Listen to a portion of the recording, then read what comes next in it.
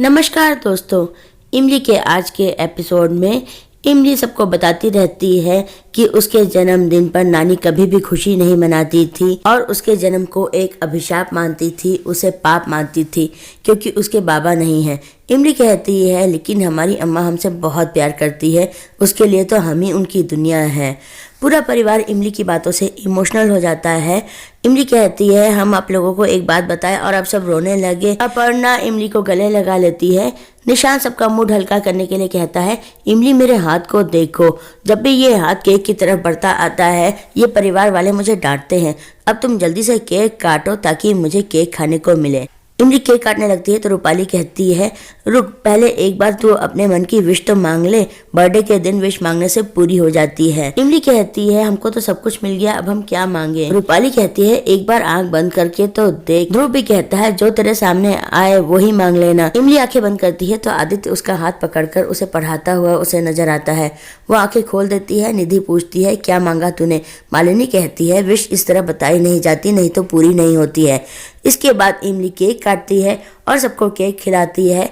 वो केक लेके आदित्य के पास भी जाती है लेकिन उन्हें खिलाती नहीं है, अपने हाथ पीछे कर लेती है। आदित्य केक का टुकड़ा तोड़कर खा लेते हैं। इसके बाद सभी लोग इमली को तरह तरह के गिफ्ट देते हैं। सुंदर भी उसके लिए गिफ्ट लाया रहता है। सब कहते हैं तूने तो कल ही इमली को गिफ्ट दिया था, एक और गिफ्ट। सुंदर कहता है मुझे पता नहीं था कि आज इसका जन्मदिन है, वरना कल नहीं देता। सब इमली से कहते हैं अरे वाह इमली, ये गिफ्ट तो सबसे स्पेशल है। मालिनी कहती है मेरा गिफ्ट तो आदित्य ने कैंसिल कर दिया, लेकिन मैं तुम्हें बाद में इससे भी बहुत अच्छा गिफ्ट दूंगी, लेकिन अभी मेरे पास तुम्हें देने के लिए सिर्फ एक प्यारी सी हग है। वो इमली को गले लगाती है। इमली बहुत खुश होती है, कहती है हमको मालिनी दीदी के अलावा कुछ नहीं चाहिए।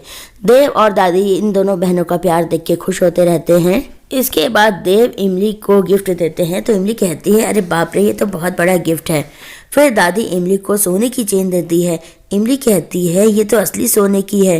दादी कहती है असली सोना तो तू है। आदित्य मन में सोचते हैं कि पापा और दादी आखिर इमली को इतने महंगे गिफ्ट क्यों दे रहे हैं। इमली दादी से चेन लेने को तैयार नहीं रहती है, लेकिन मालिनी आती है और वो कहती है ये तुम नहीं डिसाइड करोगी कि तुम्हें ये गिफ्ट लेना है कि नहीं, ये मैं डिसाइड करूंगी और मुझे लगता है कि मेरी छोटी बहन इस महंगे गिफ्ट से भी ज्यादा की हकदार है। वो इमली से कहती है ये गिफ्ट नहीं है, दादी का प्यार और आशीर्वाद है, इसलिए इसे ले लो। अपर्णा भी इमली को कहती है बेटा पैर पड़ के दादी से आशीर्वाद लो और उनका गिफ्ट ले लो। इमली गिफ्ट ले लेती है। दादी कहती है ये मैंने तुम्हारे लिए बनवाया था। तभी वहाँ पर अनु आ जाती है और चिल्लाने लगती है, कहती है तो आपने मुझसे झूठ क्यों बोला, आपने तो मुझसे कहा था कि आपने ये मालिनी के लिए बनवाया था।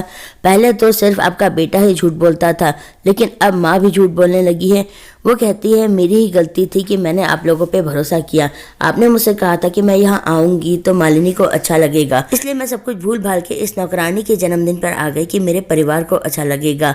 लेकिन यहाँ तो पता चला कि मेरा परिवार ही मुझे धोखा दे रहा है इस नौकरानी के लिए। वो कहती है आपने सोचा भी कैसे कि आप मेरी बेटी के हक की चीज इस लड़की को दे देंगी। देव कहते हैं माँ ने मालिनी के हक की कोई चीज इमली को नहीं दी है।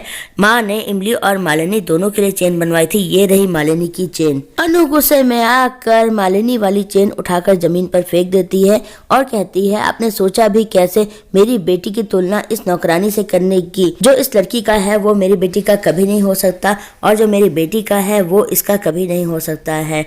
आपने इस सड़क की धूल से मेरी बेटी की तुलना की। इमली रोती रहती है तो आदित्य उसे कहते हैं रोना बंद करो और चुपचाप ये चेन उतारकर मिसेस चतुर्वेदी को वापस कर दो।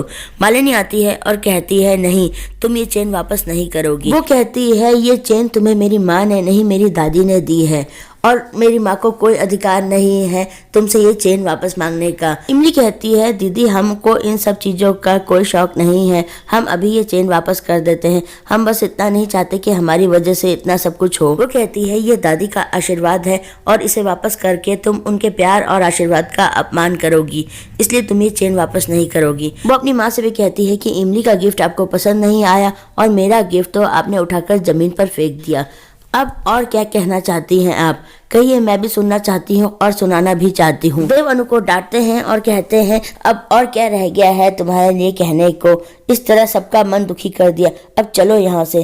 देव अपनी माँ को लेकर वहाँ से चले जाते हैं। अनु भी चुपचाप खड़ी रहती है और वहाँ से चली जाती है। मालिनी रोती रह जाती है। इसके बाद इमली अपने कमरे में बैठ के रोती रहती है। मालिनी और आदित्य आते हैं। मालिनी कहती है, मैं जितनी बार भी इमली से सॉरी बोलूं, लेकिन मेरी माँ कुछ ना कुछ ऐसे कर देती है कि मुझे इमली के सामने शर्मिंदा होना पड़े।